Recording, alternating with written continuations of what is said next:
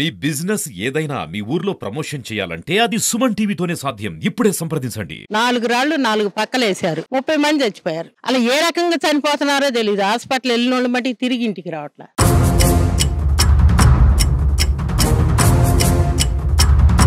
తెల్లారితే భయం పడుతుంది. అయ్యా ఎందుకు ఎట్లా చచ్చిపోతున్నారు? మీకు ఇక్కడ తలుచుకోక హైదరాబాద్ పోదాం అని చెప్పి ప్రిపేర్ అయిన తర్వాత ఒక్కసారి హెల్ప్ హాస్పిటల్కి వెళ్దాము, కళ్యాణ్ చక్రవర్తి గారు షుగర్కి ఇన్ఫెక్షన్కి అన్నిటికీ బాగా చూస్తారని చెప్పి మా తమ్ముడికి తెలిసింది. మా తమ్ముడు అన్నాడు, ఈ నైట్కి నువ్వు కారులో స్టే చేయగలుగుతావో లేదో ఒకసారి కళ్యాణ్ చక్రవర్తి గారు దగ్గరికి వెళ్ళి ఈ నైటు జ్వరం రాకుండా ఉండేందుకు ఏమన్నా టాబ్లెట్లు ఇస్తారేమో అని చెప్పి వెళ్ళాం. ఆయన నాకు ఒక్కరోజు ఛాన్స్ ఉండే సరే అని చేరాం. ఇన్ని హాస్పిటల్ తిరిగినా బ్లడ్ కల్చర్ చేయలేదండి, యూరిన్ కల్చర్ మాత్రమే చేశారు. కళ్యాణ్ చక్రవర్తి గారు నైట్ 11:30 ఆయన దగ్గర ఉండి 2 చేతులకి బ్లడ్ కల్చర్ తీశారు. తీసి అది 20 నిమిషాల్లో ల్యాబ్కి వెళ్ళాలంట. ఆయన దగ్గరుండి ల్యాబ్కి పంపించారు.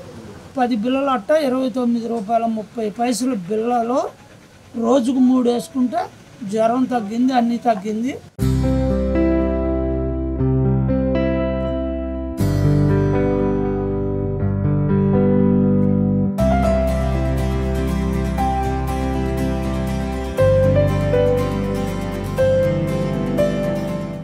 నమస్తే. తురకపాలెంలో వరుస మరణాలు ఆ ప్రాంత ప్రజల్ని భయాందోళనకు గురి చేస్తున్నాయి. ఇప్పటి వరకు అక్కడ ఆ మరణాల మిస్టరీ ఏంటి తేలలేదు.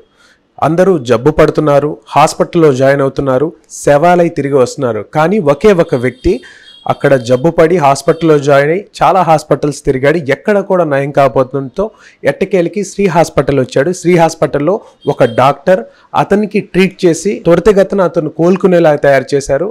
ఆయనే డాక్టర్ కళ్యాణ్ చక్రవర్తి గారు. ప్రస్తుతం మనం కళ్యాణ్ చక్రవర్తి గారితో ఉన్నాం. ఆయనతో ఒకసారి మాట్లాడదాం. ఎలా ట్రీట్ చేశారు, తను ఎలా రికవర్ అయ్యారు, తనకున్నటువంటి సమస్య ఏంటి, అక్కడ ఉన్నటువంటి పరిస్థితికి ఇప్పటికీ అధికారులు అక్కడ ఏం జరుగుతుందనేది ఇంకా ఒక ప్రాథమిక నిర్ధారణకు కూడా రాలేదు. కానీ ఒక వ్యక్తి అక్కడ నుంచి వచ్చినటువంటి అతని ఆరోగ్య సమస్యతో రికవర్ అయ్యి ఇప్పుడు తను ప్రశాంతంగా ఉన్నాడు, చాలా సంతోషంగా ఆనందంగా ఆరోగ్యంగా కూడా ఉన్నాడు. తన్ని మనం కలవడం కూడా జరిగింది. అతనికి ఎలా ట్రీట్మెంట్ జరిగింది డాక్టర్ గారిని అడిగి తెలుసుకుందాం. నమస్కారం సార్.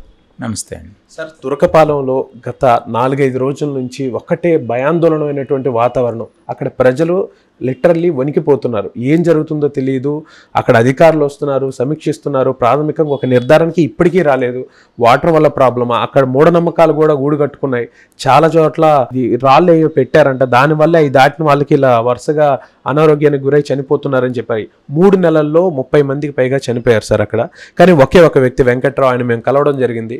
ఆయన కలిసిన తర్వాత నేను చాలా హాస్పిటల్స్ తిరిగాను. లేదు, కళ్యాణ్ చక్రవర్తి గారి డాక్టర్ దగ్గరికి వెళ్ళిన తర్వాత ఆయన ప్రాబ్లం అంతా సాల్వ్ చేసి నయం చేసి ఇప్పుడు నేను చాలా సంతోషంగా ఉన్నాను. ఆయన ఒక్క వ్యక్తి ఆ ఊర్లో రికవర్ అయింది. సో అసలు ఎటువంటి పరిస్థితుల్లో వెంకట్రావు గారు మీ దగ్గరకు వచ్చారు, ఆయనకి ఎలా ట్రీట్ చేశారు సార్? వెంకట్రావు గారు యాక్చువల్గా 45 రోజుల నుంచి జ్వరంతో బాధపడుతూ రకరకాల హాస్పిటల్స్కి తిరుగుతూ ఉన్నారు. వాళ్ళ తమ్ముడు ఐటీ ఇంజనీరు, హైదరాబాద్లో ఉంటారు. ఆయన యాక్చువల్గా గుంటూరు వచ్చి అతను కూడా పని మానుకొని ఒక 1 నెల రోజుల పాటు అన్నతో పాటు ఉన్నాడు. అతను ఆల్మోస్ట్ లైక్ ఇంకా డెస్పరేట్ సిచ్యువేషన్లో ఇది మనకి తగ్గదు అనే నిర్ణయానికి వచ్చినప్పుడు ఆయన ఇంకా హైదరాబాద్ కానీ చెన్నై కానీ తీసుకువెళ్దాం అనుకుంటూ ఉన్నారు. అప్పుడు అనుకోకుండా మాకు తెలిసిన పేషెంట్ ఒకళ్ళు తీసుకొచ్చారు ఇక్కడికి. ఒకసారి ఇక్కడ చూద్దాము, ఏమైనా సహాయపడుతుందేమో. నేను కూడా చెప్పాను, నాన్న ఏదైనా సరే మీకు ఒకటి ఎప్పుడు నేను చెప్తూ ఉంటాను, ఇన్ఫెక్షన్ అంటే మీరు మీనింగ్ తెలుసుకోండి.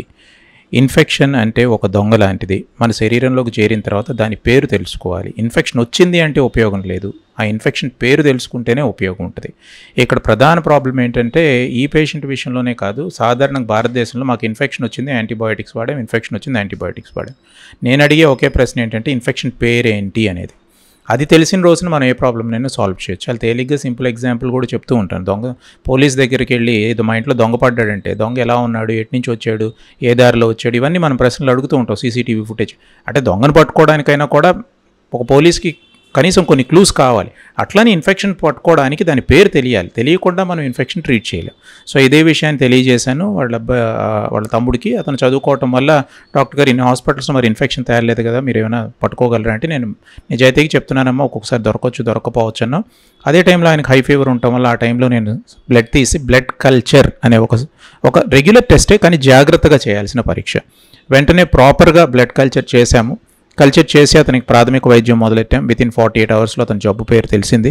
దాన్ని మెలియాయిడోసిస్ అంటారు. బర్కోల్డేరియా సూడోమాలి అనే బ్యాక్టీరియా వల్ల వస్తుంది. ఐడెంటిఫై చేసాం, దానికి తగినట్టుగా అతనికి వైద్యం చేసాం. అతను కొంత త్వరగానే కోలుకోవడం జరిగింది. ఇప్పుడు ఇంట్లో ఉన్నాడు. కానీ ఇప్పటికి కూడా అతను మేము రెగ్యులర్గా వారానికి ఒకసారి ఫాలోఅప్లో ఉన్నాం. కారణం ఏంటంటే ఈ వ్యాధి తిరగబెట్టే అవకాశం చాలా ఎక్కువ ఉంటుంది. మీకు తెలియాల్సిన విషయం ఇంకోటి ఏంటంటే వెంకట్రావుతో పాటు అదే ఊరి నుంచి ఇంకొక అతను కూడా వచ్చారు. పాపం ఆయన వచ్చినప్పుడు మేము జబ్బుని కనిపెట్టాం, కానీ తర్వాత తిరగబెట్టడం వల్ల అతని ప్రాణాలు కాపాడలేకపోయాము. సో అదేంటంటే ఫాలోఅప్ అనేది చాలా ఇంపార్టెంట్. ఇప్పుడు వెంకట్రావు విషయంలో ఏంటంటే మేము రెగ్యులర్గా ప్రతి వారము నీ పరిస్థితి ఏంటి, ఎలా ఉన్నావు, మళ్ళీ జ్వరం వచ్చిందా లేదా, అట్లా చాలా జాగ్రత్తగా అతన్ని రావాల్సి ఉంటుంది. ఇది వైద్యం ఉన్న వ్యాధే, కాకపోతే భయపడాల్సిన అవసరం, ఎందుకు భయపడుతున్నారో తెలియటం లేదు, కానీ భయపడాల్సిన అవసరం లేదు. సో ఇంకొక ముఖ్యమైన విషయం మీరు ఇందా చెప్పినట్టు, ఈరోజు సైన్స్ ఇంత దూరం వెళ్ళిన తర్వాత ఒక విషయాన్ని సైంటిఫిక్గా మనం అనలైజ్ చేయడం చాలా ఇంపార్టెంట్. దురదృష్టవశాత్తు మనం సైంటిఫిక్గా అనలైజ్ చేయడానికి మనకి ఏదైనా లిమిటేషన్స్ ఉంటే వాటిని రిజాల్వ్ చేసుకోవాలి, కానీ దాన్ని మూఢనమ్మకాల వైపు తిప్పడం అనేది ప్రమాదకరం. ఎంతోమందికి మనకి తెలుసు ఇలాంటి ప్రాబ్లమ్స్, రకరకాల కారణాలు. మన కోవిడ్ వచ్చినప్పుడు కొంత టైం పట్టింది కోవిడ్ అని తెలియటానికి. చైనాలో వచ్చి అక్కడి నుంచి ఫ్రాన్స్ వెళ్ళి అక్కడి నుంచి ఇట్లా ప్రపంచ దేశాలు తిరిగి కొంత టైంకి ఇది కోవిడ్-19. సో నిర్ధారణ అవ్వడానికి టైం పడుతుంది. నిర్ధారణ అయ్యే లోపల మనం తొందరపడి మూఢనమ్మకాల వైపు వెళ్ళటం అనేది కరెక్ట్ కాదు. సో ఇది ఖచ్చితంగా సైంటిఫిక్ ఎవిడెన్స్ ఉంది.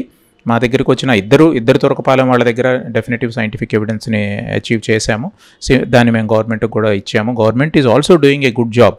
అంటే యాక్చువల్గా గవర్నమెంట్ ఈ 3-4 రోజుల నుంచి క్యాంప్ కండక్ట్ చేస్తుంది. ఒకసారి నేను కూడా వెళ్ళాను. బాగానే చేస్తున్నారు, చక్కగా కల్చర్స్ కలెక్ట్ చేస్తున్నారు. తొందరపడొద్దు. ఇక్కడ ప్రాబ్లం ఏమైందంటే ఒక తొందరపాటు చర్య, తొందరగా నిర్ధారణ అవ్వాలి. బ్లడ్ కల్చర్ నిర్ధారణ అవ్వడానికి 3 రోజులు పట్టినప్పుడు ఇవాళ శాంపిల్ తీయంగానే రేపు పొద్దున్నే రిపోర్ట్ రాదు కదా. సో అట్లాంటి తొందరపాటు చర్యలు వద్దు. ఖచ్చితంగా సైన్స్ని గట్టిగా ఫాలో అయితే, సైన్స్ని నమ్మితే, అంటే దేవుణ్ణి నమ్మటమే నా లెక్కలో, నమ్మితే దీనికి సమాధానం దొరికి తీరుతుంది. సార్, ఈ మెలియాయిడోసిస్ అనేది ప్రాథమికంగా అయితే అక్కడ అందరూ అనుకునేది అది నీటి ద్వారా వస్తుందని కూడా అనుకుంటున్నారు. అసలు ఏంటి సార్ ఈ మెలియాయిడోసిస్ అనేది బాడీలో ఎలా ప్రవేశిస్తుందో, అది ఎటువంటి వైరస్, అది రాకుండా ఎటువంటి జాగ్రత్తలు తీసుకోవాలి? అది అసలు ఫస్ట్ వైరస్ కాదు, అది బ్యాక్టీరియా. ఫస్ట్ బ్యాక్టీరియాకి వైరస్కి తేడా తెలుసుకోవాలి మనం. ఎందుకంటే ఎక్కువ మంది వైరస్కి బ్యాక్టీరియాకి కన్ఫ్యూజ్ అయిపోతూ ఉంటారు. వైరస్కి యాంటీబయాటిక్ వాడకూడదు, బ్యాక్టీరియాకి యాంటీబయాటిక్ వాడాలి. సింపుల్ పాయింట్ ఇది. సో ఇది ఎటువంటి బ్యాక్టీరియా అంటే సాయిల్ బ్యాక్టీరియా, అంటే మామూలుగా మట్టిలో ఉండే బ్యాక్టీరియా. యూజువల్గా షుగర్ పేషెంట్లు ఉన్న వాళ్ళు ఏం చేస్తారంటే కాళ్ళు చేతులు కొంచెం దురదున్నప్పుడు గీక్కున్నప్పుడు పుండ్లు పడతాయి. ఆ పుండ్ల ద్వారా తేలిగ్గా ఎంటర్ అవుతుంది. వీళ్ళు పొలాల్లో పనిచేసినప్పుడు షూస్ లేకుండా, కానీ మనం షూస్ వేసుకోం కదా మన ప్రాంతంలో. సో అలా పనిచేసినప్పుడు అలా బాడీలోకి ఎంటర్ అవుతుంది. ఎంటర్ అయిన తర్వాత నెమ్మదిగా మల్టిప్లై అయ్యి రకరకాల అవయవాలని దెబ్బతీయచ్చు. ఊపిరితిత్తుల్ని, జాయింట్స్ని, ఒక్కొక్కసారి లివర్ని, కిడ్నీని, గుండెని, నరాలని, ఇట్లా ఏ ప్రాంతాన్నైనా అది ఎఫెక్ట్ చేయొచ్చు. అది ఎఫెక్ట్ చేస్తుంది. ఆ టైంలో మనం దాన్ని పట్టుకోవాలి. ఇప్పుడు సాధారణంగా మన దగ్గర ఉన్న టెస్ట్లు ఏంటంటే కామన్గా మనం కొన్ని మలేరియా, టైఫాయిడ్, డెంగీ అని ఇలాంటివి చేస్తూ ఉంటాం. ఈ టైఫాయిడ్ టెస్ట్ ఏంటంటే ఉన్న వాళ్ళకి పాజిటివ్ వస్తుంది, లేని వాళ్ళకి పాజిటివ్ వస్తుంది. తద్వారా దాని టైఫాయిడ్ అని మిస్డయాగ్నోజ్ అవుతూ ఉంటుంది. సో వాళ్ళకి టైఫాయిడ్ ట్రీట్మెంట్ ఇస్తూ ఉంటారు వీళ్ళు, జబ్బు ఏదో అర్థం కాక, లేదా దగ్గుతున్నారు కాబట్టి నెమ్ము వైద్యం చేస్తూ ఉంటారు. ఇది ప్రాపర్గా బ్లడ్ కల్చర్ చేస్తే తప్పితే దొరకనప్పుడు మనం ఏ పరీక్ష చేసినా కూడా దొరకదు. దొరకనప్పుడు మనం ఇరుక్కుపోయి ఏదో జబ్బు అనుకొని వైద్యం చేయటం వల్ల సడన్గా ఏదైనా ప్రాణాంతకం చనిపోతే ఏం తెలియకుండా చనిపోయారని మనం భయపడుతూ ఉంటాం. సో దీనికి ఏంటంటే ప్రైమరీగా ప్రాపర్ బ్లడ్ కల్చర్ చేయటం ఒకటి, ఐడెంటిఫై చేయటం ఒకటి, తద్వారా వాళ్ళకి వైద్యాన్ని ప్రాపర్గా అందించడం ఇంకొకటి. అందించేటప్పుడు కూడా చెప్పాను కదా, 6 వారాల పాటు ఈ వైద్యం ఇవ్వాలి. 1 వారం 2 వారాలతో వైద్యం తగ్గిపోతుంది. మొదటి 1 వారం హాస్పిటల్లోనే, తర్వాత ఇంటి దగ్గర నుంచి ఇవ్వగలిగిన వైద్యమే తగ్గగలిగిన జబ్బే ఇది. ఫైనల్గా ఈ తురకపాలెం అంశాన్ని మీరు కొన్ని రోజులుగా చూస్తూ ఉన్నారు. ఒక్క మాటలో ఏం చెప్పాలనుకుంటున్నారు దాని గురించి? భయపడవద్దు. ఈరోజు శాస్త్రం చాలా దూరం వెళ్ళింది. మాలిక్యులర్ లెవెల్లో వర్క్ చేస్తున్నాం, రీసెర్చ్ చేస్తున్నాం. సైన్స్ ఇంత దూరం వెళ్ళిన తర్వాత ఏ వ్యాధినైనా పట్టుకోగలిగే శక్తి మనకు ఉంది. ముఖ్యంగా మన రాష్ట్రంలో ఎంతోమంది డాక్టర్లు ఉన్నారు, రీసెర్చర్స్ ఉన్నారు, గవర్నమెంట్ ఉంది, సపోర్ట్ చేస్తుంది. ఖచ్చితంగా దీనికి సమాధానం పట్టుకుందాం. కాకపోతే పట్టుకోవడానికి కొంత సమయం కావాలి. కల్చర్ శాంపిల్స్ ప్రాపర్గా కలెక్ట్ చేయాలి, కలెక్ట్ చేసిన శాంపిల్స్ని అనలైజ్ చేయాలి, అవసరమైతే ఇన్స్టిట్యూట్స్లో రీసెర్చ్ ఇన్స్టిట్యూట్స్కి పంపించాలి, వాటి శాంపిల్స్ని ఫర్దర్గా అనలైజ్ చేయాలి. ఎట్టి పరిస్థితులు అంటే ఇప్పుడు దాకంటే గత 3-4 రోజుల క్రితం వరకు అంటే దీని మీద అంత అవగాహన లేకపోవడం వల్ల పేషెంట్స్ అందరూ ఎక్కడెక్కడికో వెళ్ళిపోతున్నారు. ఇప్పుడు అందరినీ ఒక చోటకి తేగలిగాం. అక్కడి నుంచి శాంపిల్ గవర్నమెంట్ చక్కగా కలెక్ట్ చేస్తుంది, కలెక్ట్ చేసిన శాంపిల్స్ని అనలైజ్ చేస్తుంది. మా లాంటి వాళ్ళ సహాయం అవసరమైతే తీసుకుంటున్నారు. సో నా నమ్మకం ఏంటంటే ఇది ఇక్కడి నుంచి నాకు తెలిసి 3-4 రోజుల్లో ఆన్సర్ దొరికిపోతుంది, అంతకంటే ఎక్కువ టైం పట్టకపోవచ్చు. సో ఈలోపు అసలు భయపడకండి, నథింగ్ విల్ హ్యాపెన్. ఒక ఇన్ఫెక్షన్ని మనం పట్టుకోలేమంటే అది నేను ఒప్పుకోను, ఎందుకంటే ఒక క్రిమి అది.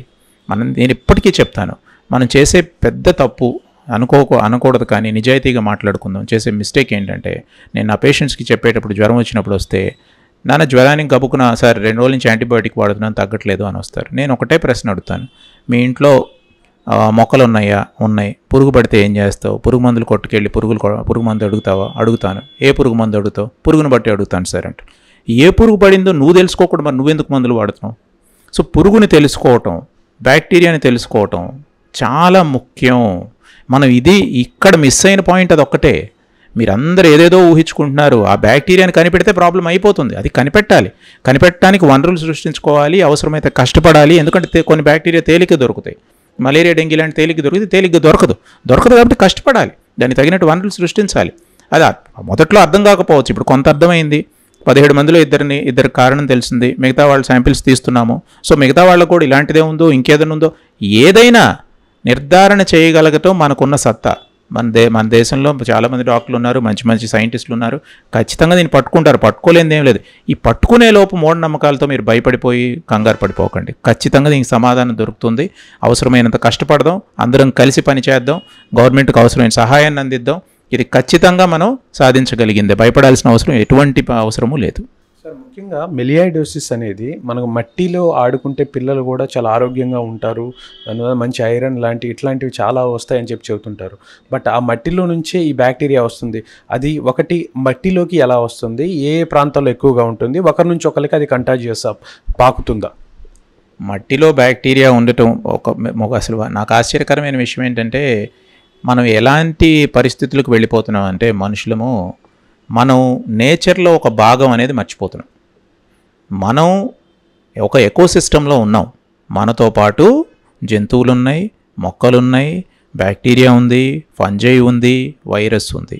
So we are part of an ecosystem. మనం ఎలా సర్వైవ్ అవుతున్నామో అవి అలా సర్వైవ్ అవుతూనే ఉంటాయి. You don't disturb the ecosystem. మీ పేగులో ఎన్ని బ్యాక్టీరియా ఉన్నాయి మీకు తెలుసా? మీ కణాలు 10⁻10 ఉంటే 10⁻11 బ్యాక్టీరియా ఉన్నాయి. మీకేం కావట్లేదే?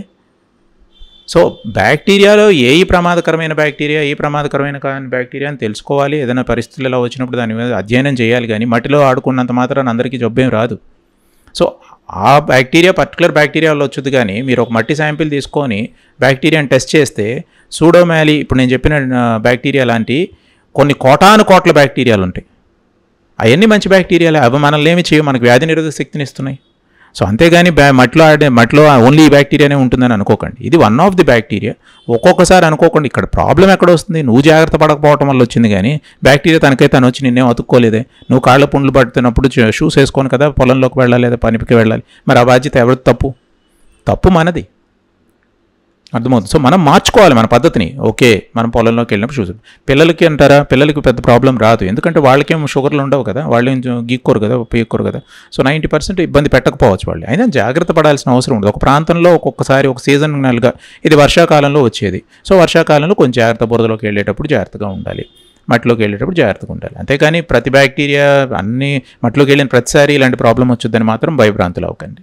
సార్, ఇప్పుడు ఏదైతే మెలియాయిడోసిస్ వచ్చినటువంటి ఆ వ్యాధిగ్రస్తులు ఉన్నారో అతని దగ్గర ఉండటం వల్ల కానీ, అతని దగ్గర చేయడం కానీ ఏదైనా అంటే అవకాశం ఉంది? అసలు ఒకళ్ళ నుంచి ఒకళ్ళకి ఇది స్ప్రెడ్ అయ్యే అవకాశం చాలా తక్కువ. సో అది భయపడక్కర్లేదు. ఇతనికి వచ్చింది కాబట్టి నాకు వచ్చుద్ది, అతనికి వచ్చిన అసలు అట్లాంటి భయాలు ఏమీ అవసరం లేదు. ఇది జలుబు దగ్గు లాంటిది కాదు, కోవిడ్ లాంటిది కాదు.